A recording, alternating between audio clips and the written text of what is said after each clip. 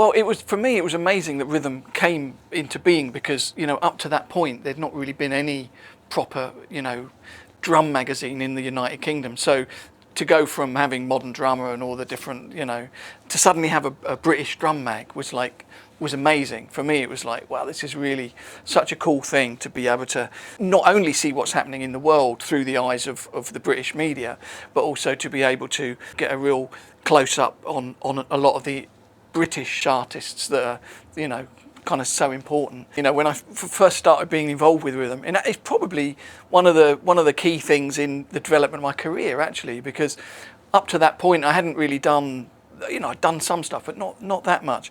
And I used to teach down at Supreme Drums in London. Lou Dias, I don't know, you probably remember Lou, great, sadly no longer with us. But at that point I was doing all my South Indian studies, and Lou said, oh, why don't you send it to Rhythm, they'd be interested in it. So I thought, no, they won't be interested in it. So I sent it anyway, and that was when Simon was, and he wrote back and said, oh, let's do a series of articles. And that was the beginning of it, and then to be involved was amazing.